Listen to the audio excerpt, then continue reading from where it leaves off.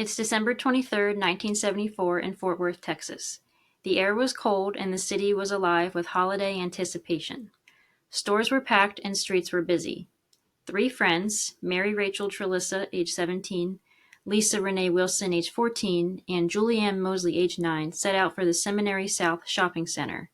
They were just looking for Christmas gifts, but what happened next would become one of the most chilling unsolved cases in American history. Welcome to Lurking in the Shadows. Hello, everybody. Hi. Welcome to Lurking in the Shadows. I'm Kirsten. And I'm Amber, your host. Yes, we are your hosts. If you're new here, welcome. We hope you stick around, but I don't know. This is the Christmas episode, so Yeah. Don't mean to ruin you on the holidays, but Yes, if you are listening on Christmas and you need a little true crime to add into your day, you're in the right place. Yeah, maybe a merry little murder.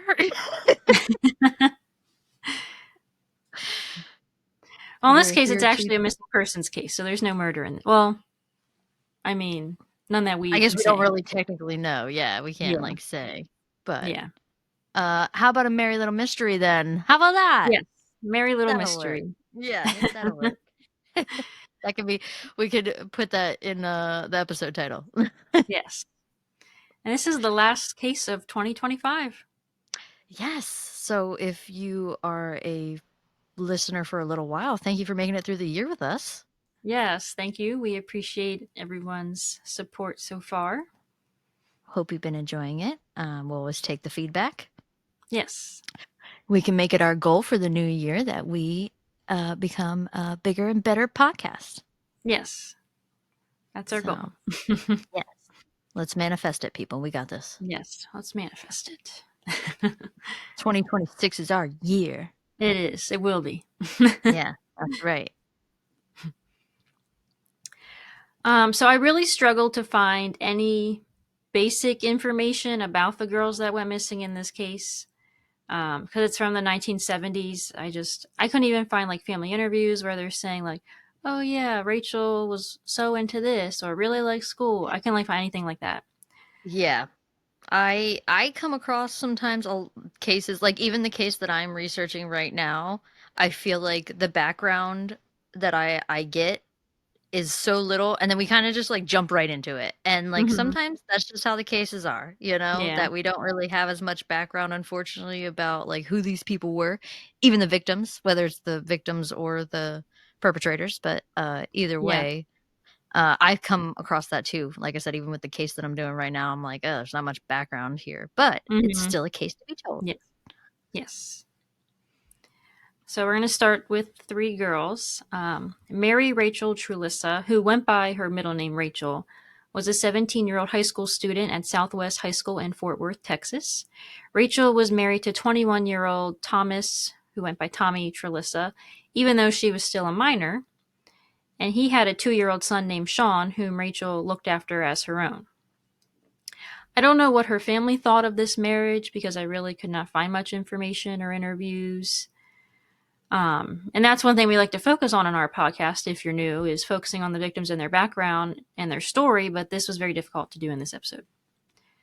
So she's 17 years old and she's married.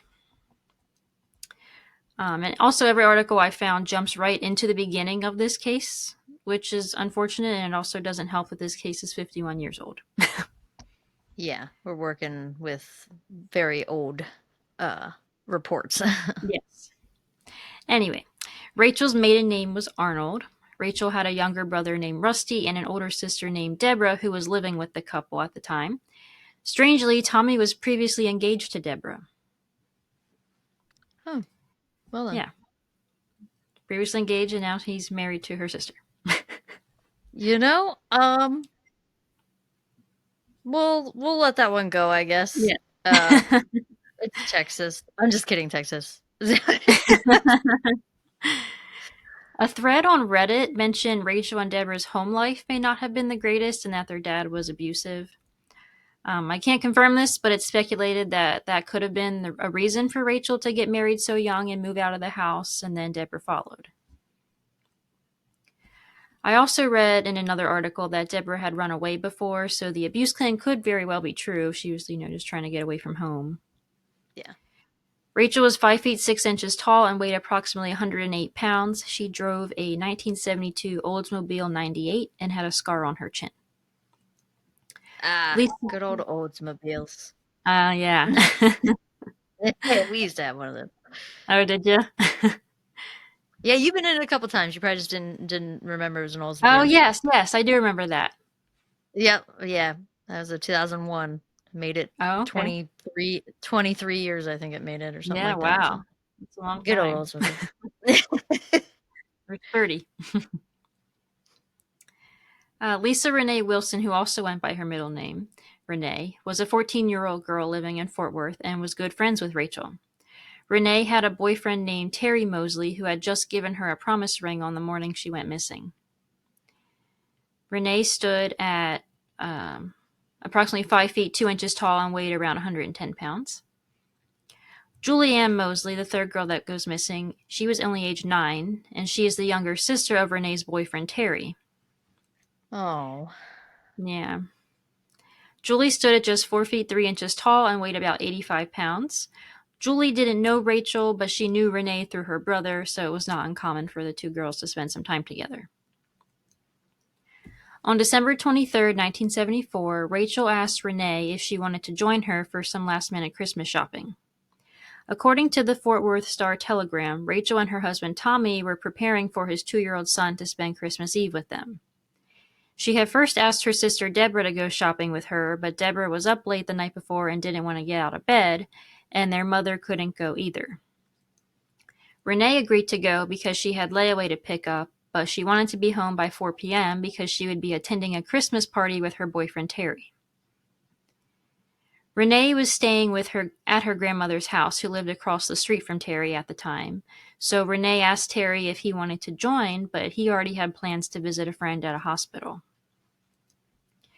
Terry's little sister, Julie, overheard this conversation and asked if she could go along. Renee said yes, but Julie had to get permission from her mom first. Julie called her mom at work and begged her to let her go along. Her mom wasn't entirely comfortable with letting her daughter be driven to the mall by a teenager she didn't know because she didn't know Rachel, but she trusted Renee, and she just recently started a job so she couldn't stay on the phone for much longer arguing with Julie, so she reluctantly said yes. Uh, But her daughter would sadly never return. yeah. As situations are always so hard because you, as a parent, you Uh, can't always make the right call. You have no idea what's going to happen. right. And like, there is no right call here. Like, I don't mean it No. like that. Like Yeah. you know, Julie's mother has since passed away as of this recording, and Terry, her Renee's boyfriend, is quoted saying, "My mom beat herself to death the rest of her life after saying yes that one time," end quote. yeah. I mean, Ah, I can't imagine, like, the guilt and fear she must have felt. yeah. And no matter what you say or do, honestly, I can't blame her for blaming herself. I mean, Right. I would probably be doing the same thing. Mm-hmm. There is conflicting information on exactly what time the girls headed out for the mall. Renee's grandmother told police the girls had left her house around 11:45 a.m., according to one of the first Star-Telegram stories about the disappearance. Terry said he remembers them leaving between 10:30 and 10:45 a.m. And I read in other articles that the girls left around noon. So we'll say sometime between 10:30 and 12, the girls headed to the Army and Navy surplus store so Renee could pick up 2 pairs of jeans she had put on layaway. Do you remember layaway? I know. I remember when Well, when you Kmart said it, had layaway. yeah, when you said it earlier, I was like, ah, good old layaway. But I actually didn't know because this is in the 70s, you said, right? That Hmm.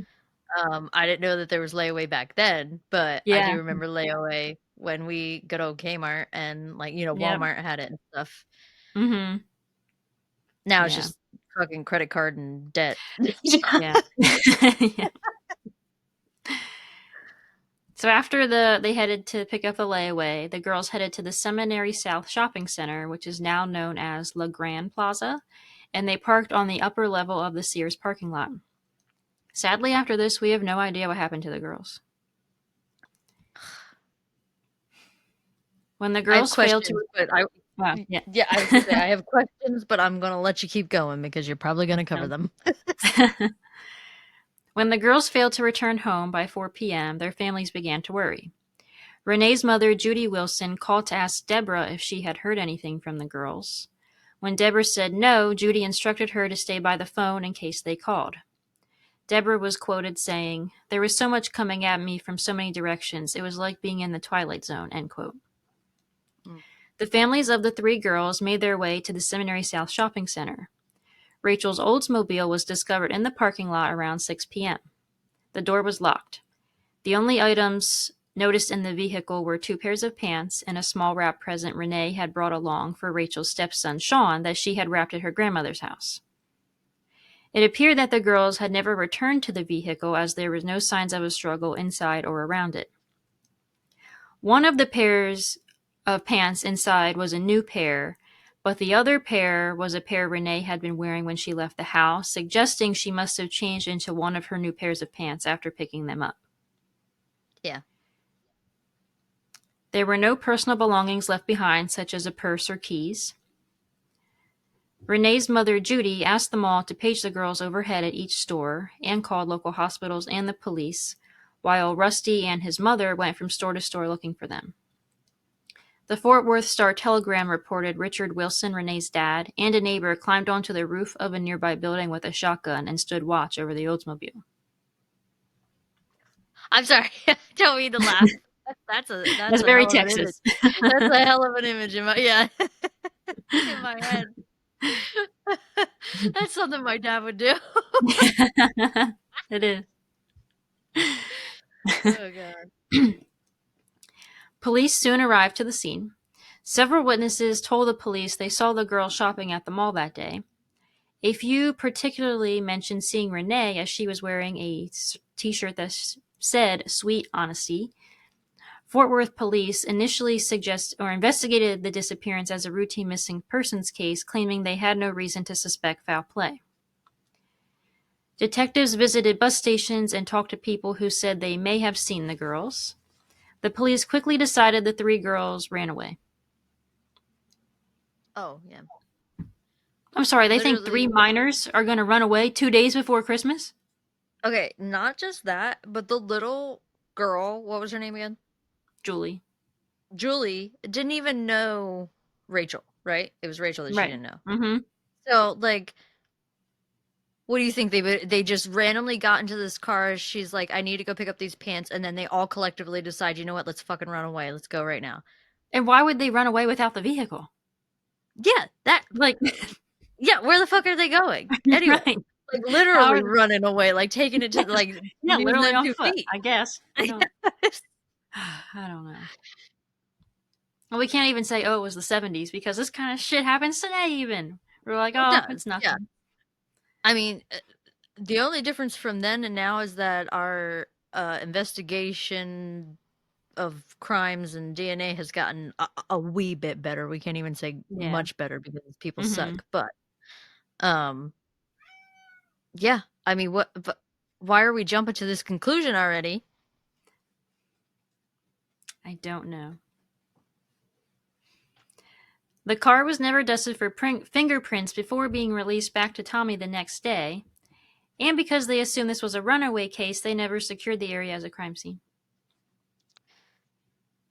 I'll be honest though, with the car being locked and looking like I can't say that there was anybody that went into that car. I can't say that they would actually Right. find something. To Mm-hmm. me, it seems like whatever happened outside of that car, Yeah. unfortunately. And that, Mm-hmm. but why did they park up there in that part of the parking lot? Is what I want to know.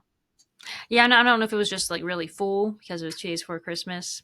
Maybe, yeah. Because when you said like the far, I think you said like the far right. They parked in It's the upper lot, the upper Sears yeah, lot.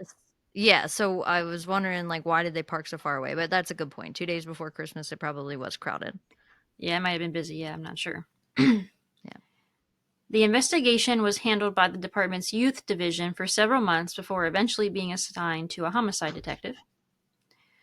One of the earliest reported eyewitness accounts from December 23, 1974, involved a witness who claimed to have seen men hustling the three girls into a pickup truck after they returned to their vehicle at the Seminary South Shopping Center suggesting the girls may have been under coercion. Another witness reported seeing a man forcing a single girl into a van in the vicinity of the shopping center on the same day. Interesting that. Did it say how long it took these witnesses to come forward? What did? I think these ones came forward Pretty pretty quickly. quickly from when they were interviewing people like around the mall. Okay, so the first one saw multiple girls, and the second one only saw one girl. Mm-hmm. Okay. Yeah. It's so hard with witness I testimony. It know. really is. It's Yeah. And then we'll get into some other witness testimonies that come on later on, but yeah, yeah, it's hard. it is. Investigators were unable to verify either sighting due to a lack of immediate follow-up interviews with the witnesses and the failure to identify any matching vehicles in the area. A man who said he was an acquaintance of Rachel's claimed to have talked to her in a store at the mall the day the trio disappeared. A woman told a clerk she'd seen the three girls being forced into a yellow pickup, but detectives were never able to find the woman. Detective Hudson said in 1979, quote, "Several people think they may have seen them, but at Christmas time with thousands of people at the mall, nobody can say for sure," end quote. Yeah, it's true. Mm-hmm.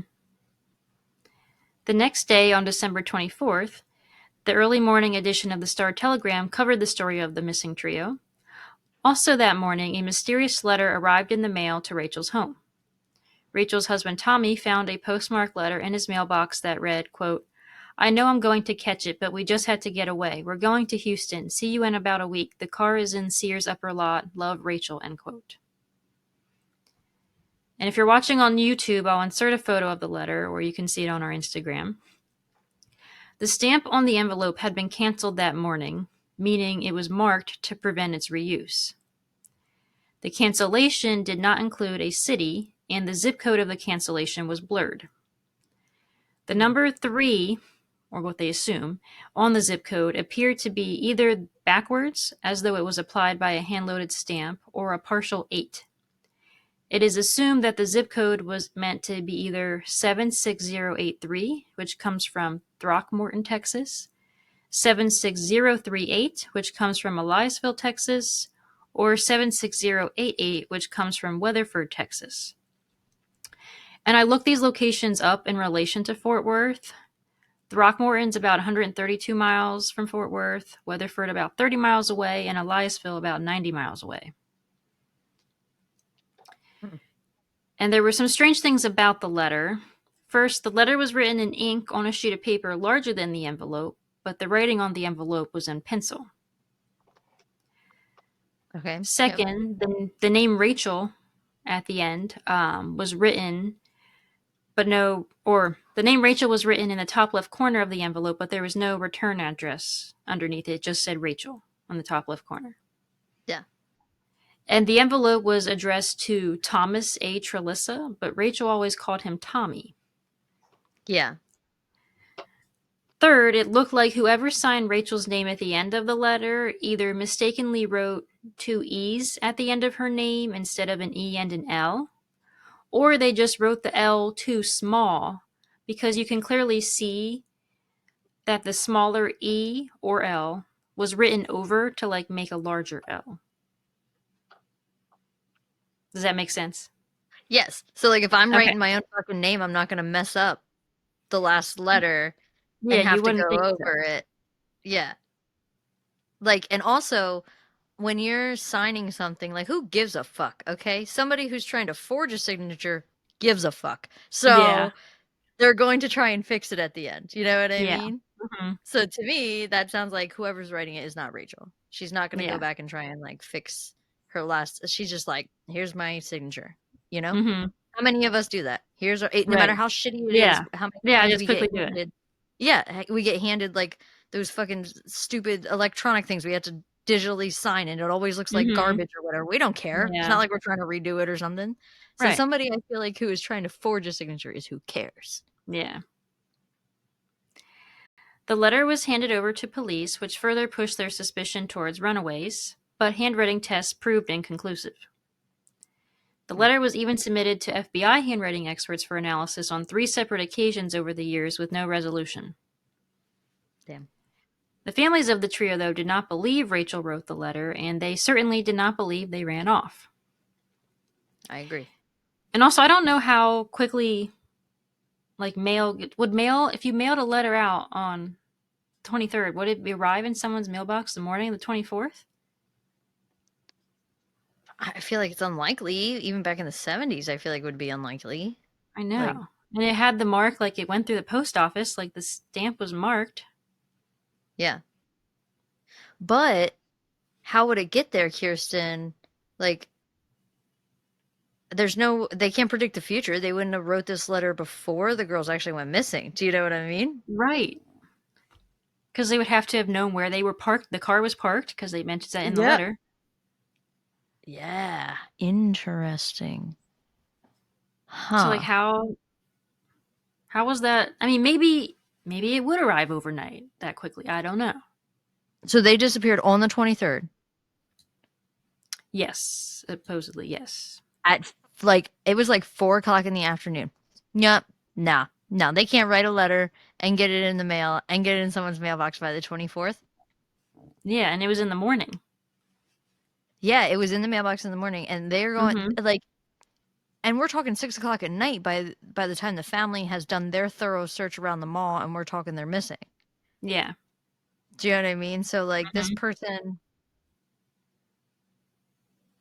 I don't know. I don't I know because it just seems like such short, like small amount of time. yeah, because like I forget what time you said they needed to get the layaway or whatever, but it was 4 o'clock in the afternoon by the time they were Renee questioning wanted to like be where back by 4 wanted to to be go to back the by Christmas 4. So they party. yeah. So afternoon time, person worked quickly. I still don't think a letter could be overnighted like that into somebody else's. Yeah, I don't know. I don't know either. Unless it That's was, like they said, the zip code or whatever appeared that it may have been like a hand loaded stamp. Like, did someone have their own stamp thing and then just put it in their mailbox? I guess yeah, definitely. I feel like somebody could have. Or even like back then, how hard was it to like I don't know steal a stamp marker back then from the post Yeah, office or something? I don't know. You know? Or it was someone that worked at a post office. Yeah, that too. Had one at Yeah. home or whatever, and like Hmm. and then just hand delivered this letter type of thing. Yeah, I don't know. This is fishy. It is fishy. Julie Ann Moseley's mother, Rayanne, stated, quote, "I know my daughter and I know those other girls, and they are not runaways," end quote. Judy Wilson, Renee's mother, stated, quote, "I could have told you that night that they didn't run away. Renee wanted to go to that party. And no 9-year-old is going to run off 2 days before Christmas. Everybody knows that," end quote. And Frances Langston, Yeah, Rachel's not mother, willingly. believed the girls had been abducted. Right. Saying, quote, "A lot of people may think they left with someone they knew, but I'll always think until the day I die that the girls were taken," end quote. I mean, a gun to 3 girls' So, heads could speak a lot of things and make you do a lot of things. Do you know what I mean? yeah. Yeah, and they were all young, you know? Yeah. They were I probably mean, scared. like, yeah. And that's what I feel like. If somebody is taking, that's honestly what I would be leaning towards an abduction. And I feel like Mhm. if somebody's taking 3 girls, it's by gunpoint or something like that. And like those girls are going to listen, Mhm. unfortunately. And, I mean, look, the father was standing guard with a fucking shotgun. So, Mhm. you best believe there's disgusting people out there running around with guns ready to kidnap girls, you know. Right, And yeah. Mhm. I just feel like unfortunately it was this mall, this parking lot, and these 3 girls. Yeah. So, like, for the letter, like, we don't know if it was a cruel prank. Did their captor write it or maybe force Rachel to write it?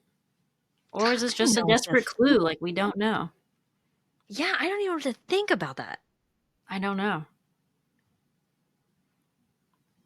And like they did like handwriting experts and they still couldn't tell if it was Rachel's handwriting or not. I don't think it was. Yeah, and if it was, I think she was, forced to write it. Yeah, I think she was forced to write it. Yeah. Yeah. The Christmas Day evening edition of the Star Telegram printed an article with a headline that read, "Missing Girl's Letter Discounted by Police."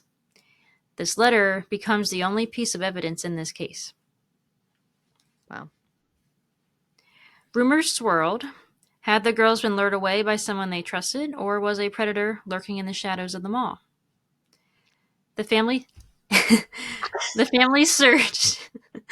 Investigators followed leads, but the girls had vanished, leaving behind only questions.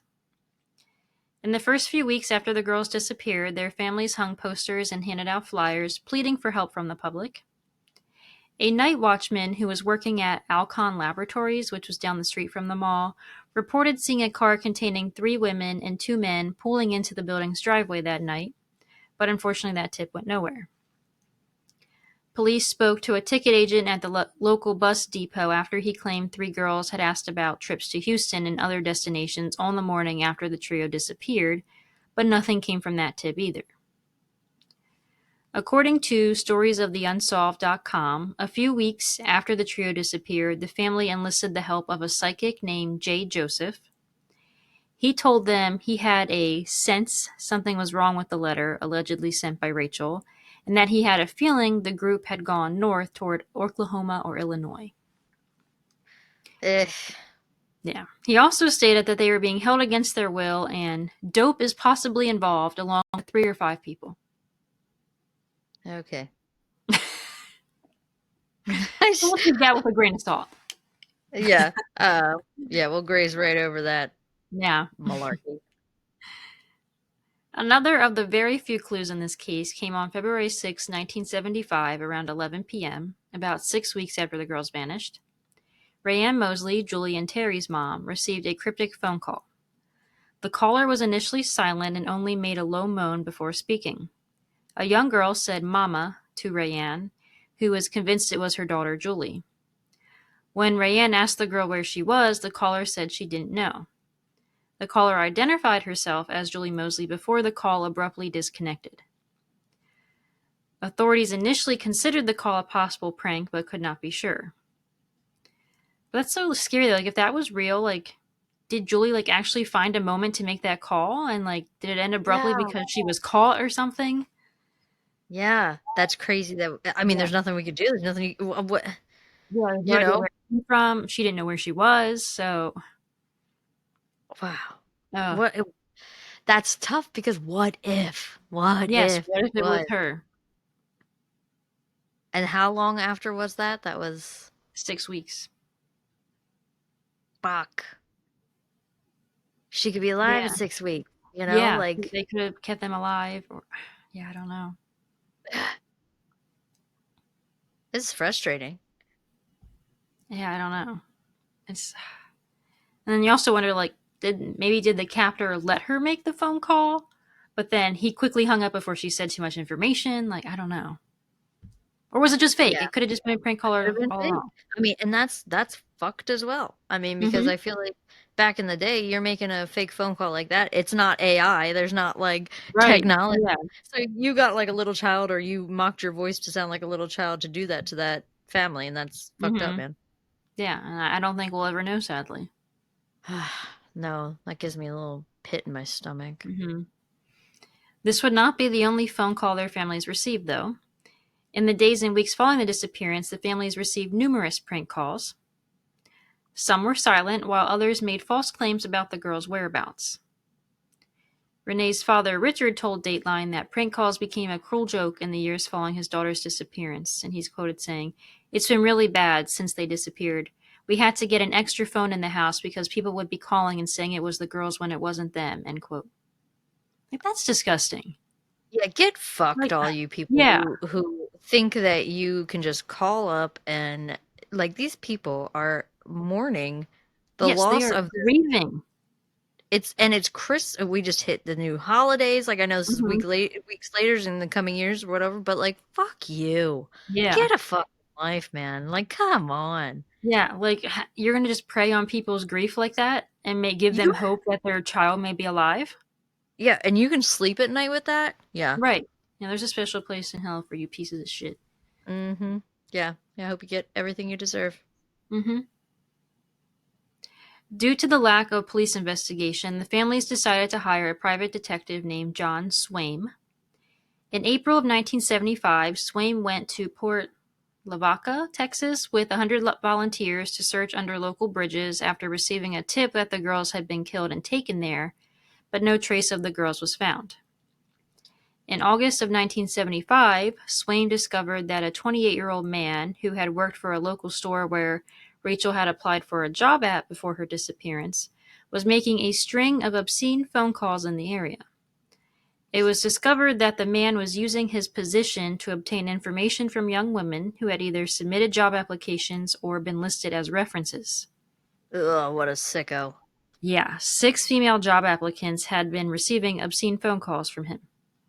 Oh my god. The man also once lived in the same neighborhood as Rachel's parents, but moved away shortly before Rachel got married. Hmm. And unfortunately, nothing came of the investigation into that suspect. It's just That does weird. sound like Yeah.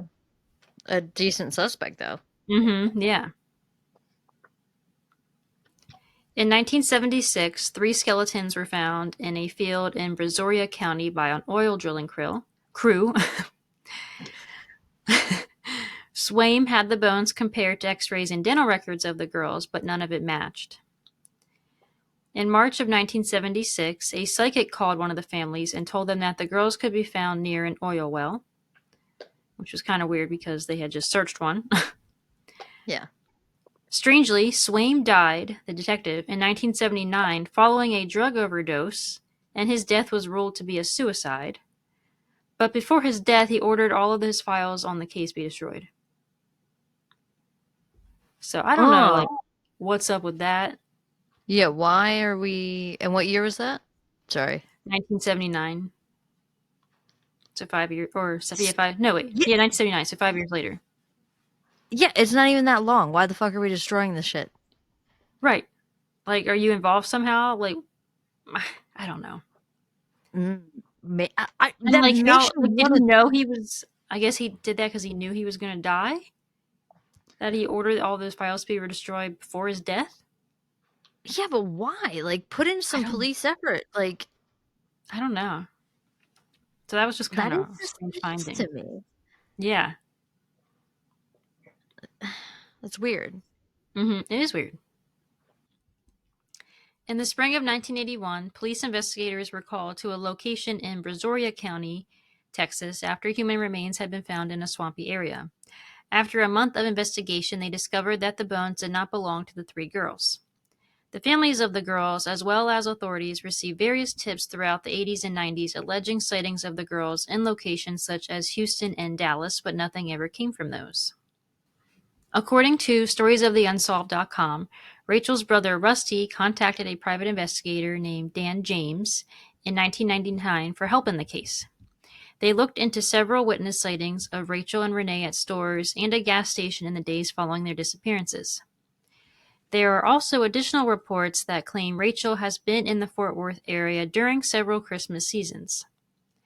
In December 1999, James even offered a $25,000 reward for information leading to the arrest and conviction of those responsible for the girl's disappearance. He offered the money from his own savings and reports he's never received any financial compensation for the work he's put into the case. In January of 2001, the case was reopened and assigned to a homicide detective, Tom Butcher. He believes the girls left the mall with someone they trusted and was quoted saying, "We can all say that they were seen at one point with one individual, but we believe there was more than one involved." End quote.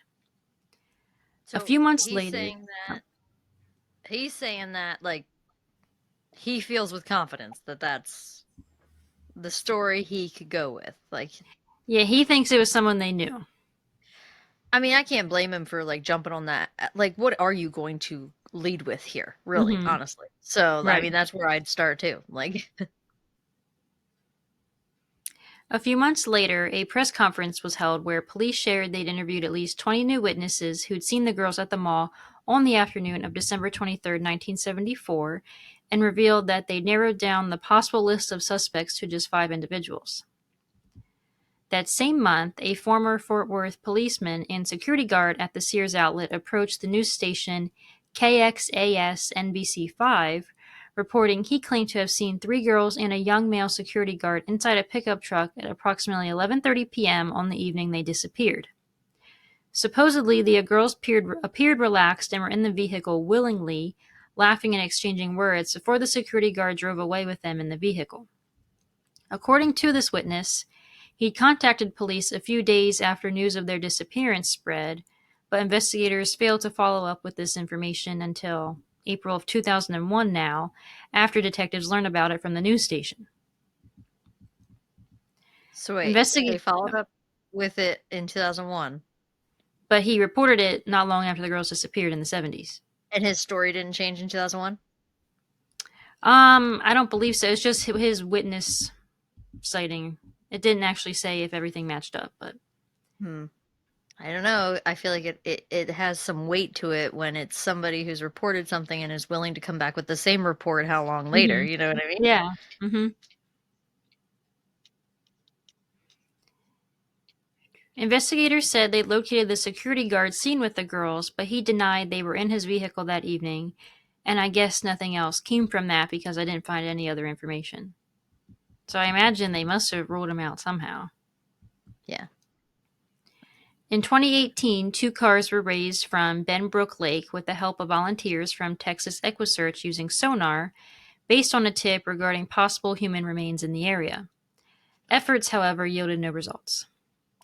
Over the years, investigators have continued to comb through Texas and have explored hundreds of back roads.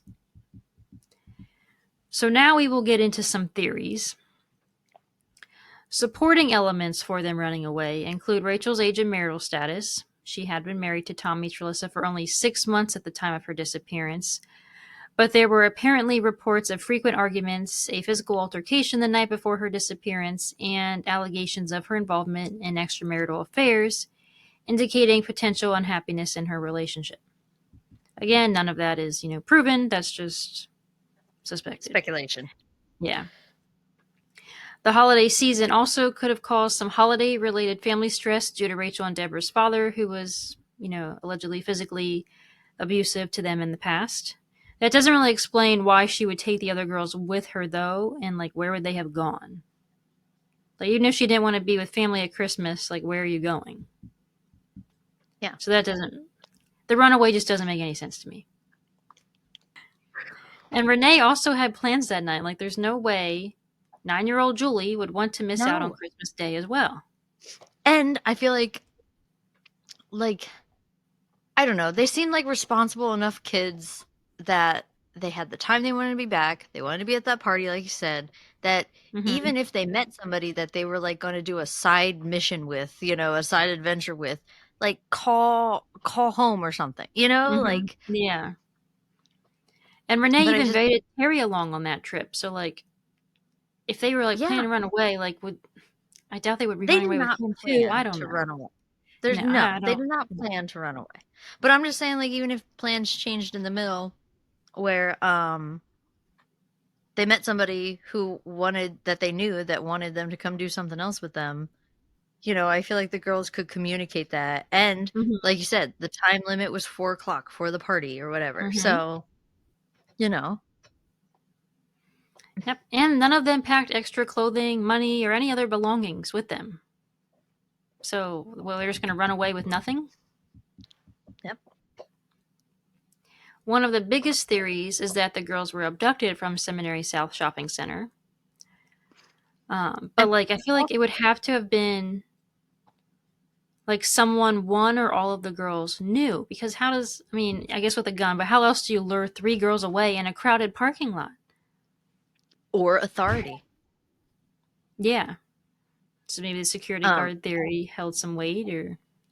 But also, one thing that just crossed my mind is we had proof that she switched pants. So those other 2, if you're planning on running away into somebody else's, you have pants there. You're going to take those with. You're going to take all of them, yeah. So that's another point to me too, is wherever they went was unexpected and not planned. Right. And it just, yeah. It also makes you wonder, was there more than one person involved to, be able to abduct 3 girls like that? from a parking lot during a busy holiday season. There would have been people around. That's why I don't know. Like this whole like letter stamp thing. I feel like the security guard citing authority could have been in there. I don't know. I don't Mm-hmm. know. There was another murder and abduction of a female from a parking lot in Fort Worth in 1974. 17-year-old Carla Walker was kidnapped from a bowling alley parking lot on February 17, 1974, after her high school Valentine's dance. Her body was found several days later in a culvert near Benbrook Lake that they had searched earlier for these girls. The autopsy revealed she had been injected with morphine and was beaten, sexually assaulted, and strangled to death. Oof. Her case went cold for decades until DNA evidence from her clothing was re-examined using genetic genealogy in 2020, leading to the arrest and conviction of Glenn Samuel McCurley in 2021, who was sentenced to life in prison. Investigators believe he may have been involved in the rapes and murders of several other young women in the Fort Worth area in the 1970s and 80s, but they have not tied him to the Fort Worth trio. And he died of natural causes in prison Really? in July of 2023. So that is kind of strange that another girl was abducted from a parking lot just months before these girls disappear. I mean, maybe it was the same guy. I don't know. I mean, they obviously had to. Well, did they look into him during that time? But They this said they couldn't information. tie him to the trio, but I Okay. don't I know was gonna say how because this information's extensively coming they out. investigated that. Yeah. Man. I mean, but what do we have for these trios to tie anybody to? I'm saying, I like, know. Like, period. I feel like Yeah. abduction really is the only answer in this case, but by who and where are they now? Yeah. What did they do with And we them? have nothing. Like, no matter what who the suspects are, I don't know. We have no camera footage of somebody being there, obviously. Hmm. We have only some witness statements, and they don't seem, like reliable enough that they could identify a car or identify a person or anything Right. like that. None of the witnesses all claim the same story. No. And so it's like what do we have to go on, even if somebody with a previous background sounds like the person who would commit this crime? We have fucking nothing to tie Yeah. them to it. There is no evidence in this case other than that letter. Yeah. And that Like, we don't even know if that was evidence or if it was fake. Like, we don't. yeah, we don't even know that. Yeah. Nope. Rusty, Rachel's brother, has never given up on the investigation. He told Dateline, quote, "I started working on their disappearance ever since I was old enough to do so, pretty much my whole life," end quote. He's one of the administrators of the Missing Fort Worth Trio Facebook page, which has over 13,000 members, and everyone listening should go follow it. He said, quote, "We were looking at the statistics of the 13,600 people who are in the Facebook page, and there are people from cities and countries all over the world. It makes me feel like what we are doing is working, and we have to keep talking about it and getting others to talk about it too," end quote. And that's also why we are here talking about it. Yes. Because you never know when a 51-year-old case could be solved. Mm-hmm. Tommy left Fort Worth and remarried several times. Renee's family still resides in her childhood home in the Fort Worth area. For 2 decades after Julie's disappearance, her mom, Rayanne, broke down visiting psychiatrists and psychologists. She even spent some time in a hospital. Aw. According to Rusty, his pursuit for answers has frayed his relationship with his mother and sister. He even stopped talking to his sister for several years, speculating she knew more than she was saying. And that's referring to Deb. Yeah. The girls are listed in the NamUs database if we ever get any DNA breakthroughs in this case. The investigation remains active in the Fort Worth Police Department's cold case unit. It is unknown what Rachel was last seen wearing aside from a wedding ring, but Renee was wearing bluish-purple hip-hugger pants, a white pullover sweatshirt with "Sweet Honesty" written in green letters, red and white Oxford shoes, and a promise ring with a single clear stone. Julie was last seen wearing a red shirt with dark jeans and red tennis shoes. Tips continue to be encouraged through dedicated hotlines, including the Fort Worth Police Department at 817-392-4307 and the National Center for Missing and Exploited Children at 1-800-THE-LOST, which is 1-800-843-5678. 51 years have passed now this month. The Fort Worth Trio's fate, I don't know, I guess it's a riddle in time. Somewhere someone knows the truth, but for now, the shadows remain. Wow. I don't even know what to... I got nothing. Yeah, I have... Abduction is really all I have. Yeah, I feel like I could confidently say that, but I still can't 100% say that. Right. Yeah, because it would be tricky to abduct 3 girls. That's in sad. daylight in a busy Christmas shopping-filled parking lot. Yeah. And I mean, unfortunately, at this point, I definitely think whatever the case may be as far as like abduction, I don't even want to say runaway, because to me that's not even a realm of a possibility. You know No, what I I mean? don't I think don't even that's want any to say that. possibility in this Yeah. case. I do For this unfortunately long, think no. Yeah, no. But I do unfortunately think that they probably abducted, if they were kept alive, it probably wasn't long, and I do think they unfortunately probably met their demise with whoever their captors were. And I these agree.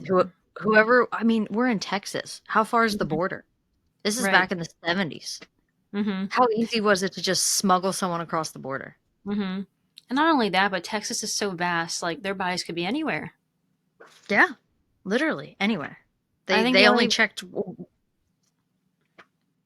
one body of water, and you know, they did all the searching that they can. I get it. Like, you can't sit here and just search the whole fucking state of Texas here. But, you know, like... Right. Yeah, I feel like the only way we're going to get answers in this case is if someone happens to stumble upon their remains. Like, that's...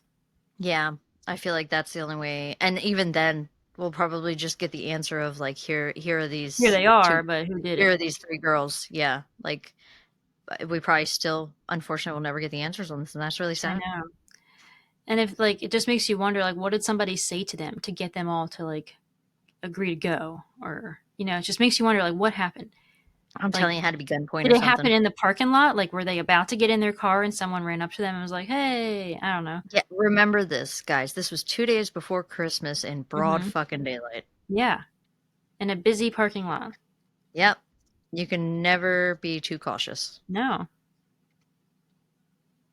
And even, like when we talked about Jennifer Kesse, you know, she was abducted from supposedly a secure apartment complex, and look what happened to her. Yep. Yeah. Oh, sorry, not sorry if this ruined your Christmas, but you clicked on this episode. You knew what you were getting into. Yes. But, and you guys have no idea behind the scenes what we go through. This was an episode. Yeah. This was a technology nightmare of an episode. Yeah, you know, give us like a like and a follow just so we can afford our fucking therapy bill so we can get through this. I'm telling you. We need to just make behind the scenes bloopers of struggles, yeah. Just to get an episode out there, because this was a doozy, but I'm glad we made it through. Here we are. Yeah. However long this episode is, it took us about 3 hours to get it done. Yes. That's accurate, yeah. It's been a wild ride. It's been a wild ride of a year with us. I hope you guys have been enjoying. Yeah. Like I said, let's look forward to the future. Maybe we can get this podcast off and going, and we can slowly get better. I know we could improve in some parts, and we will always take suggestions and some what's that called? Constructive criticism? Yeah. Yes. Yeah. Thank you. Constructive criticism. We will gladly take some of that to make it a new year with Lurking in the Shadows, right? Yes. New year of lots more true crime. Yes. So thank you for watching. Please give us a thumbs up if you enjoyed this video. Hit the subscribe button and bell to be notified of future uploads, and keep lurking around for our next video. Bye!